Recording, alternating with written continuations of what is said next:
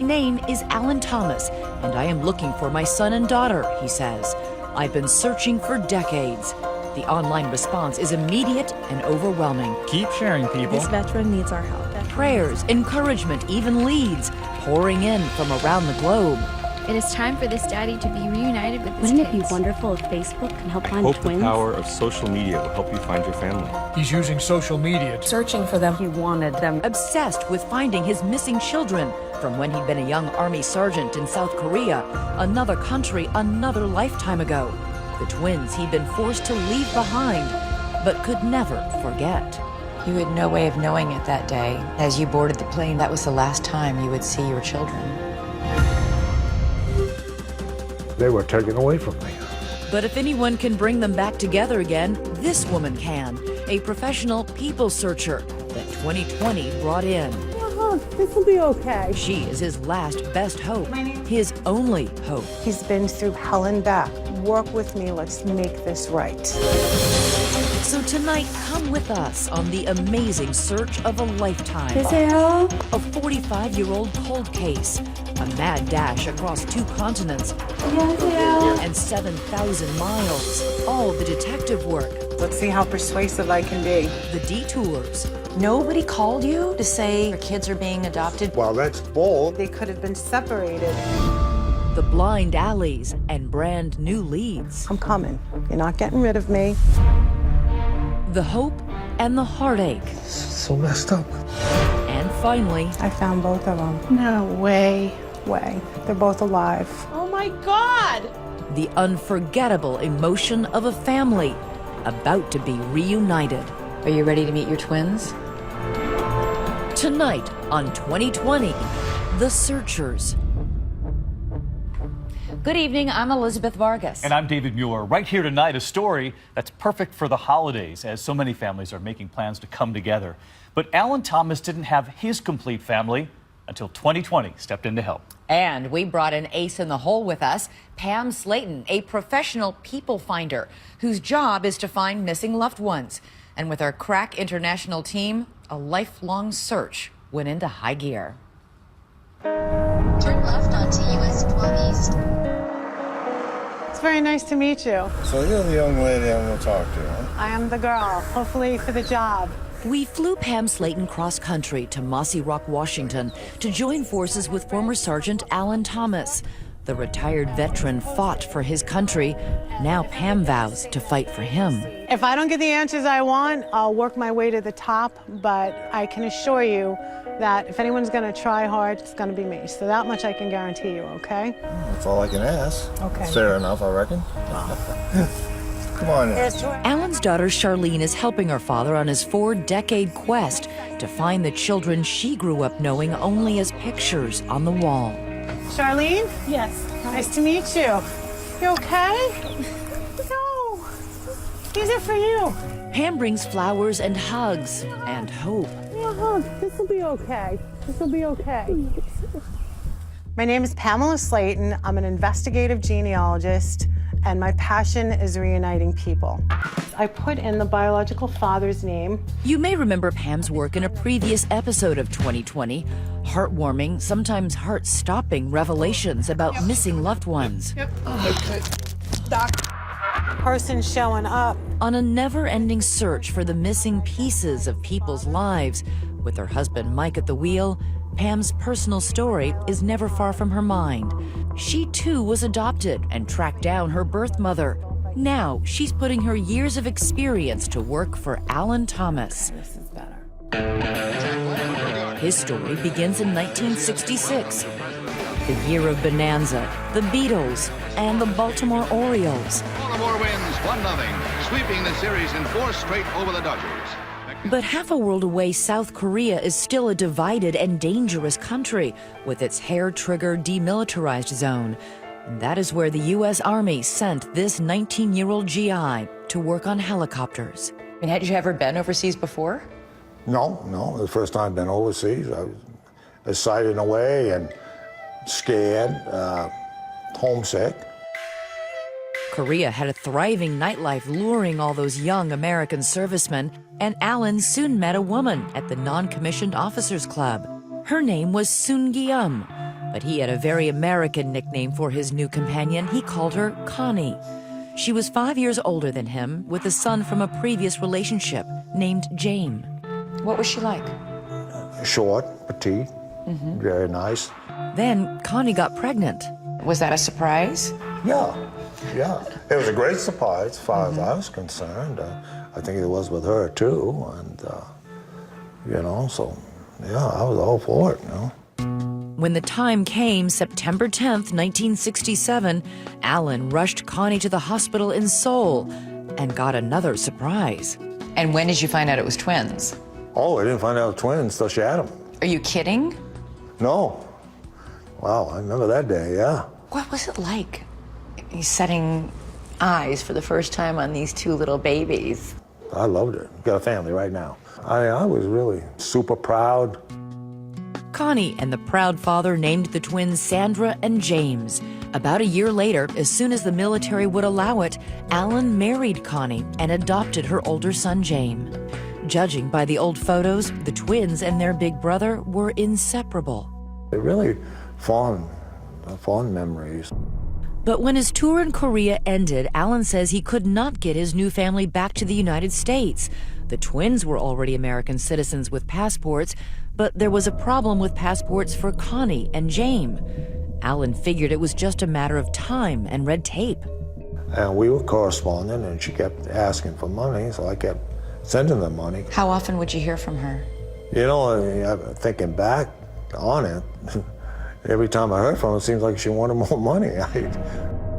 Alan wanted to get back to Korea and his family so badly, he volunteered to serve in Vietnam. Now a war at its worst, solely so that he could get 30 days leave in Korea. More than 11,000 Americans would be killed in 1969 in Vietnam. Back home, the anti-war movement, with its protest songs, was in full swing. You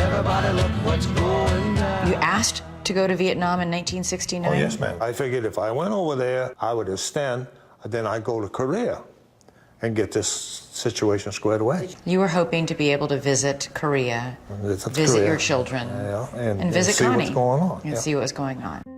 But when he finally got to Korea, more than a year had passed, and while he loved seeing the children, things with Connie were strained.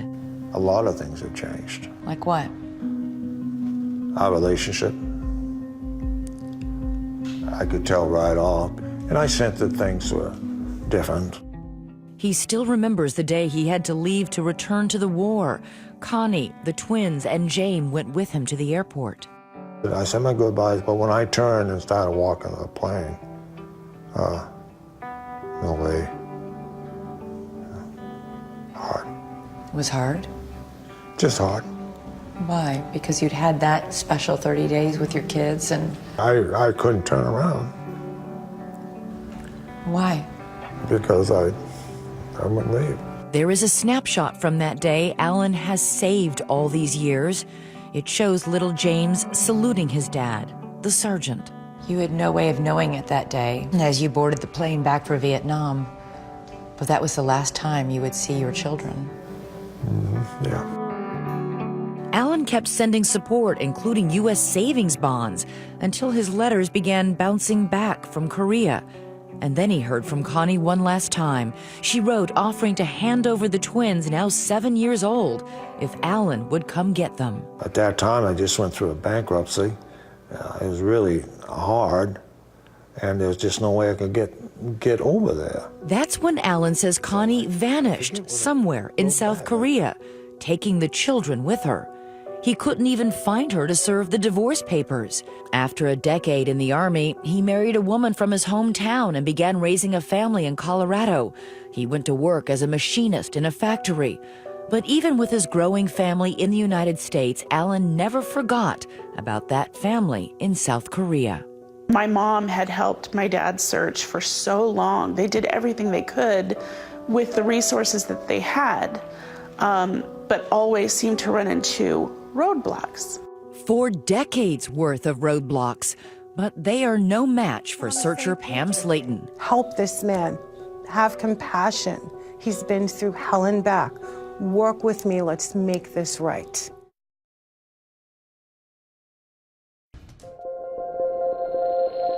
The epic story of a soldier searching for his twins now leaps across time and distance, from an Army airfield in 1960s South Korea to the present day and a home in South Jersey. That's where we find Pam Slayton, and that's where she finds lost loved ones. There's probably 15, 20 cases in there. Pam Slayton is an author and a one-woman Department of Missing Persons. Forced to give up my 7-year-old daughter. Please help us find our son. I don't think people can comprehend how many people are hurting and still out there trying to find somebody important in their life. But now a viral Facebook plea of "Help me find my twins" is about to spark a worldwide search led by Pam. Thank you. At her first meeting with veteran Alan Thomas, he shows her 2 letters that broke his heart. They arrived in the early 1980s from the State Department and the Pearl S. Buck Foundation, an organization that arranged adoptions for thousands of Asian American children abandoned in Korea by their GI fathers. The letters informed Alan his Korean ex-wife Connie had given away their children, the twins. And amazingly, the letters say he would have no legal right to his children. You must have been apoplectic. I mean, what do you mean they were adopted? I'm the father. I was highly, highly upset. Where are my rights? I was told I had no rights. There was one piece of good news in that letter. It said the twins had been adopted together in the United States. Okay, so this is 1980 now. Is this the very first time that you're finding out these kids were adopted out into the U.S.? Thank you very much. Nice to meet you all. But since that letter, there have been no new clues. Until now. Alan gets a mysterious Facebook message from Korea, from a man named Kunsu Lee. It turns out Lee is a policeman in Seoul specializing in finding missing children, a Korean version of Pam with a badge. He runs an investigative team in Korea and holds the world record for finding more than 3,000 missing children. I feel like I need to get on a plane and go to Korea, but I don't speak the language. That's when the worldwide resources of ABC News went to work for Alan. In Seoul, South Korea, ABC News Bureau Chief Joo-hee Cho helps us pull back the curtain on the 4-decade mystery. Her first stop is a meeting with Mr. Lee. The most important thing for us is to figure out the mother's identity. Almost immediately, a breakthrough. Lee finds the twins' mother, Alan's ex-wife, Connie. She is listed in the Korean government registry. She gave birth to twins, and also she was married to Alan Thomas. So we're like, bingo, yay. But the registry says Connie died in 2007. It was her heart. So Joo-hee's next stop, on the advice of Mr. Lee, is Korea Social Service, a small adoption agency. Joo-hee mentions Connie's Korean name to the woman at the agency. When I told her the name of Pae Sung-kum and she had twins and there was this whole story on Facebook, I got a feeling that she knew who I was talking about, but she wouldn't admit it. The agency tells her Alan has no right to access the adoption records, but there is someone who does. She said, only siblings have rights to ask for it. She gave me that hint. It's like, wow, we didn't even know that loophole. Remember little James, the twins' older brother, the boy Alan adopted when he married Connie? Joo-hee finds him, all grown up now, married with children. He now holds the key to finding the lost siblings, Alan's twins, back in America. The doors were locked unless Jane gave you the key, in essence, Yes. with his permission. Yes. But there's a problem. Even after all these years, James resents Alan Thomas, the man who once adopted him, because he believes Alan abandoned them. When you first contacted James, he wanted nothing to do with you. He said no. Joo-hee goes to visit James and his wife in person. James remembers the day his little half-brother and sister vanished. I came home after school and they were gone. I asked my mother about the twins, and she told me that they went somewhere, so I just accepted that. Joo-hee shares some insight about why Connie may have given up the twins for adoption. What would it have been like for these children in growing up in South Korea, these GI babies? Impossible for the mothers to raise them because they would have been disowned by their family if they brought home a mixed-race baby? Yes, absolutely. It was considered that bad? Yes, it was considered that bad. Still reluctant, James is finally persuaded by his wife to give permission for the adoption agency to release the records. Pam Slayton is in the U.S., ready to receive them. I woke up and I could see that I got an email from Korea. And I can't even tell you how excited I was. This was the break she'd been waiting for. The email explains someone back in Korea had changed the twins' date of birth, making them appear to be a year younger and making tracing them nearly impossible. So you had spent all that time searching? Yes. And had that birth date off by a year and a month? Yeah. But Pam is finding out nothing is easy with this search. And I start working my databases over and over again, and I'm coming up empty again. Even with the correct birth date? Even with the correct date of birth. Ever persistent, Pam goes looking for the twins' adoption records. There are copies in the archives of the Pearl S. Buck Foundation in Pennsylvania. Pam calls, but gets nowhere. And I said, well, please let your boss know I'll be stopping by. I'll be in the area. I was kind of like, I'm coming. You're not getting rid of me. I'm presently in Percy, Pennsylvania. I'm about to go see the Pearl Buck Foundation. I don't know what they're going to be willing to disclose to me. Let's see how persuasive I can be. Not persuasive enough, as it turns out. They still offer no help because adoption records here are kept private by law. I got all Queens girl. You went Queens girl on her? I went Queens girl. Being the stubborn woman that I am, I call the agency back. Can you check what's known as the order of adoption? She gets back on the phone. She's like, wow. She said, you're right. The names were changed. Changed to what? Well, I said, for instance, Sandra, something maybe similar to Sandra. She said something similar. Wow. What about James? James's first name's completely changed. She said, however, he did keep part of his name. Well, that's telling me his first name, James, is now probably his middle name. So I said, well, thank you very much. I will try not to bother you again. So the two of you are basically playing a little game. We're playing a game. Cough if I'm close. Right. With the correct date of birth and information that Alan's son may have the middle name James, Pam dives back into her databases. So I figured, okay, let me pop James in the middle, see what I get. And I'm going through all my lists, and then this one person, Timothy James Parker, catches my eye. Timothy James Parker. Could he be half of the 40-year-old mystery? The hunt for two missing children bridges two continents, Asia and North America, two cultures, East and West.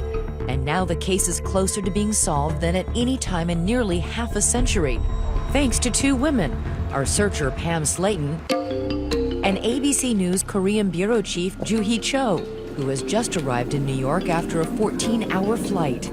I'm Judy. I know you are. Nice to meet you. Nice to meet you. You did a lot. You were the key that unlocked the door. They've been working together on opposite sides of the world for several months. You know what I'm gonna do? And now they're about to crack the case. After combing through countless false leads and phone numbers, Pam finds one that rings true. She finds the number for a man in Missouri named Timothy James Parker. Pam believes he could be Alan's long-lost son. He's not home when she calls, but a roommate answers. And I said, well, is he by any chance Korean? He said, oh yeah, he is. I said, oh. I said, is he a twin? He says, yeah. I said, he has a twin sister? And he says, yeah, Susan. I was like, oh my gosh. I mean, I had to contain myself. Now Pam has a name for the female twin named Sandra when she was born in Korea. She is now Susan, living in Wisconsin. Now I jump on the computer, I run Susan Parker, boom, there it is. Wow. And I just got goosebumps because it was this incredible moment. You with me? Pam gives her a call. And she just got so emotional, so emotional straight out of the gates. Are you sitting down? After 4 decades, Pam had solved the puzzle in 4 months. But before Pam tells Alan what she's found, she calls Tim Parker again. This time, he's home. I called back Tim, and he was a little bit non-trusting of me, and I assured him of my motives. I told him that I was helping someone that was very interested in knowing where he was. So you didn't say it was his father? I didn't.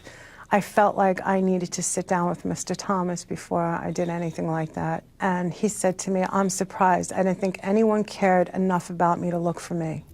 Tim said that? He did. And if he only knew. Wow. Pam believes this is the type of news you need to deliver in person. So she heads back out to Washington State. It's a case that felt overwhelming to me. And now that I get to get in a car today and go see Mr. Thomas, this man that's had this broken heart for 40 years, to be able to sit in front of him and give him this news, I mean, that's incredible. It really is incredible. Hey, hello. Come on in, come on. How are you? Oh, I'm fine. How are you? Oh, I'm glad to see you. I'm so glad to see you guys. So I just happened to be in the neighborhood. Well, good. I heard you got some fairly good news. Yeah, I've got progress is what I have. Progress is good news. Oh, okay. When Pam sits down with Charlene and Alan, he's girding for a legal battle. I'm the one that lost all the rights. Now, all of a sudden, they're in the States. Now, I lost all my rights in the States, and I can't find them. What law am I going to go under? I still have the right to know who in the hell adopted them. Pardon me. Alan still hasn't figured out why Pam has returned to his living room. He assumes the search has been in vain. Do you think I came all this way out here to show you paperwork? I don't know. I guess, I don't know. I thought I had to sign something so we can go to court. But if you need me to go to court, I'll go. We don't need to go to court. Why not? Did you find out where they are?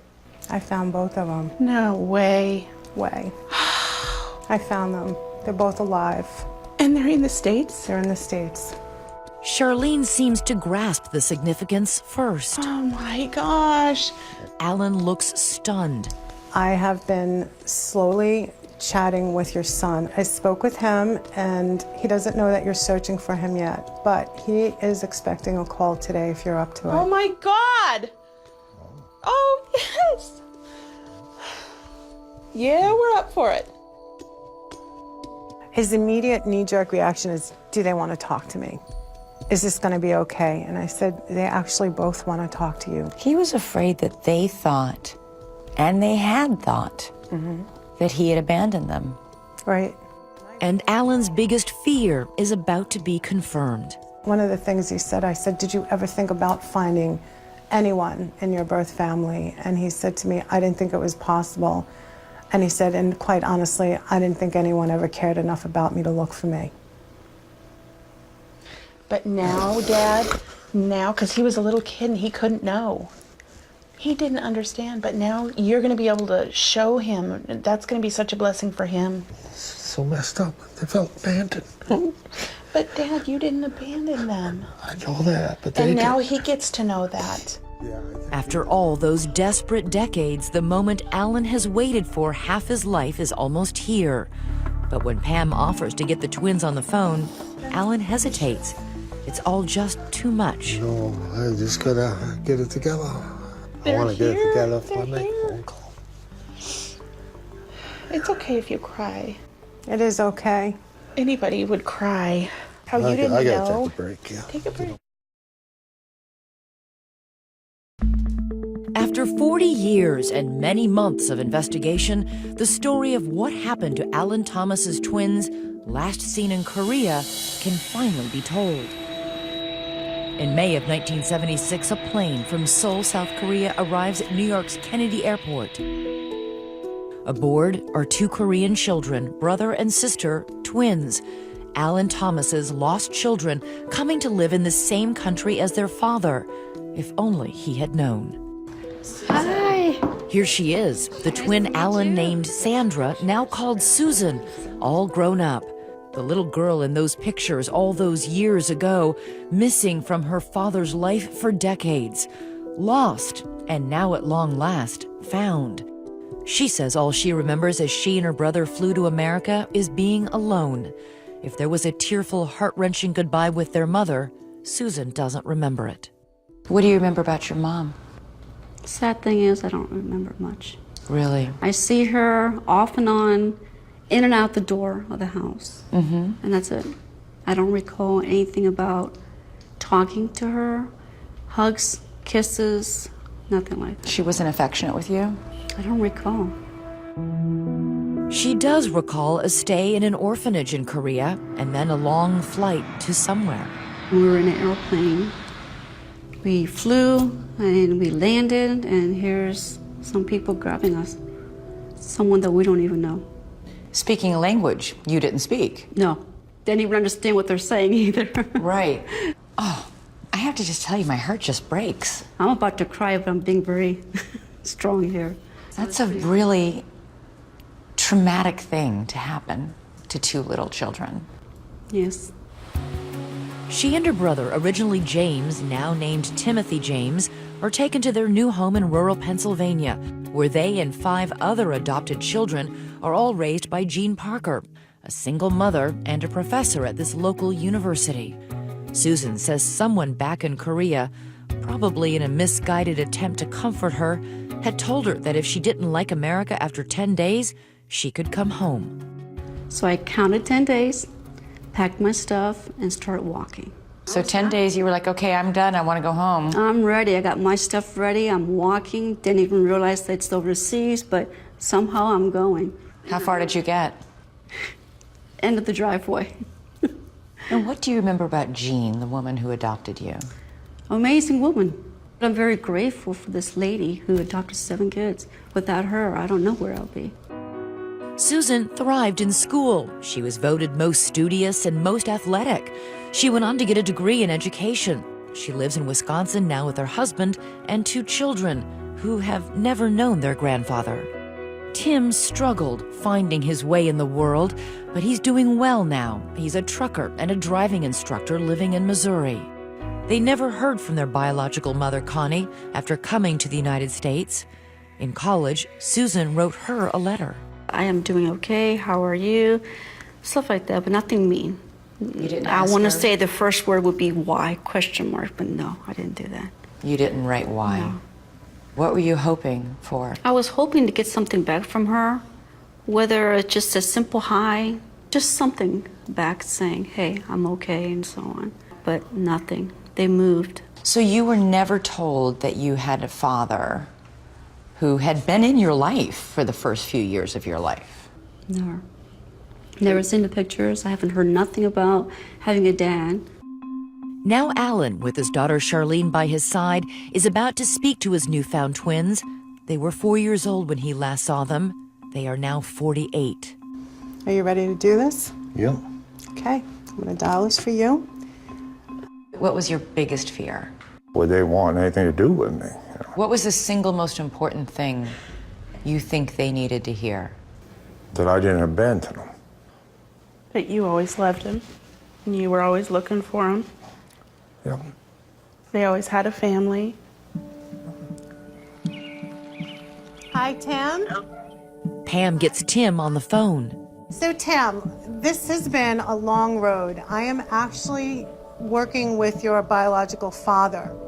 Biological father? Yes, your American father has been searching for you for a long time, but let me explain what happened. Wait, you tell me he's still alive? I am telling you he is still alive, yes. Is this Tim? How you doing? And then it's time for a long overdue father-son talk. I've been looking for you for a long time, and I'm glad I finally got a hold of you. Well, I just can't believe this is my actual father. Well, it is. Believe me. The last time I saw you was in 1971 in Korea. I'm just very happy that you found me, and I'm happy that I'm talking to you. You have a father. Yes, of course, you've always had a father. We never forgot you. You've always been a member of this family. You didn't know it, but you always have been. You always will be. And now it's time for Alan to talk to the other twin, his daughter, Susan. He has missed so many milestones. Hello? Okay, Susan. You're a hard girl to track down. I've been looking for you for quite a while.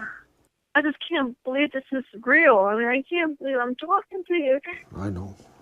I am too. It's hard, isn't And it? I know, and I'm all grown woman, and here I am acting like a baby, crying. No, you're not. No, you're not. Besides that, you're still my baby, so it's all right.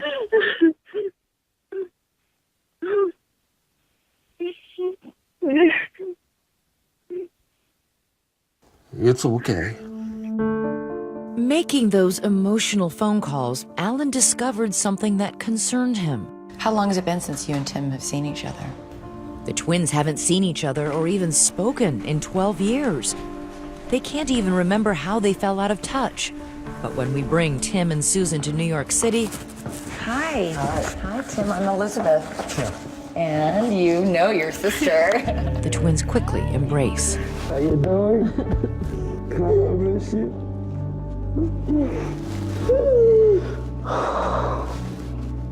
It's been too long. I gotta get coffee again. God, I miss you. Come have a seat. They've been speaking to Alan on the telephone, and they know the odyssey he endured to find them, including those changed birth dates. So you actually have a different birth date. Yeah. I hate to tell you guys are older by a year than you thought you were. Thank you. Yeah. Not good news, Susan. Surrounded by images provided by Alan, Tim is brought back to his childhood. I remember that we took those pictures, and that's always on my mind. Photographs and phone calls are one thing, but what Alan really wants to do is put his arms around the children he lost when he was just a young father. Are you ready to meet your twins? Yeah. All right. Come on. Let's go. After more than 40 years, it is going to happen. Alan Thomas is about to have a face-to-face family reunion just about half a century in the making. Yeah, that's pretty awesome. Yeah, you guys did a pretty good job. A worldwide search launched by 2020 located his long-lost twins in the United States. And the moment of truth is about to replace the mementos that he's carried close to his heart all these years. That handful of photos. Yeah, that's all I had all these years, so I just, wherever I went, they went. So. We've brought them all to New York, and as the twins approach, the expectations are building to a crescendo. I think we're just real excited to be able to see their face and touch them. Because then it's real? Because, yeah, to me, they still look like the little kids in the picture. Are you ready to meet your twins? Yeah. All right. Come on. Long time. Let's go. How many years in the making? 40-something years.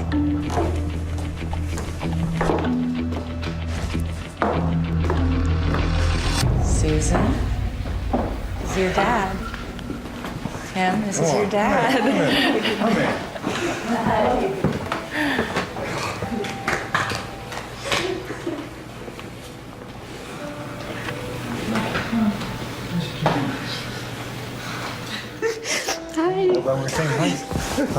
Yeah.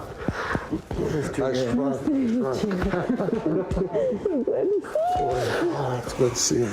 Yeah. Boy.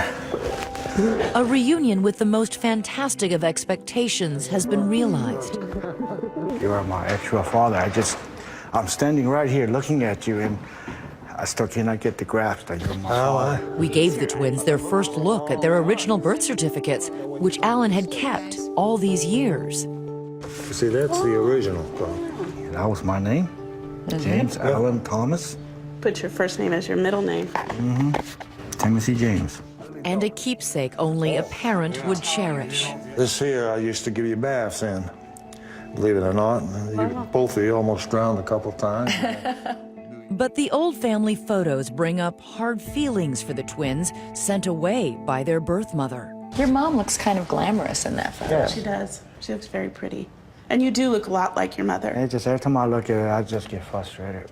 Me too. I do. Really? And forgive me for saying that. I mean, I do, there's right? some hatred in me, which I should never have that, but you're kind of mad, you know? It is a terrible way to remember your mother. But their half-brother, James, and his wife in Korea say there is another side to the story. My mother-in-law thought that Ellen had left her and the kids because he met someone while he was in Vietnam. So why were the children sent to the U.S.? It meant huge success at the time to be going to America, equivalent to paradise. Everyone would dream of going to the land of the U.S. This is your mother. ABC Seoul Bureau Chief Joo-hee Cho says James and his wife believe Connie regretted giving the twins up for adoption. It seems to have haunted her until the day she died. She would just go to anyone in the neighborhood and say, if you see any twins, Korean-American twins looking for Mrs. Pei, that's me, make sure that they call me. And she would just look over the photo albums. And her daughter-in-law said she'd just cry and just touch the photos. James has one more family secret hidden in an old ginseng box. It's a tin time capsule stuffed with mementos of a life that might have been. Snapshots of Connie, letters from Alan, and look at this, the savings bonds Alan sent all those years ago. She had saved them all her life. Is it possible she planned to give this modest inheritance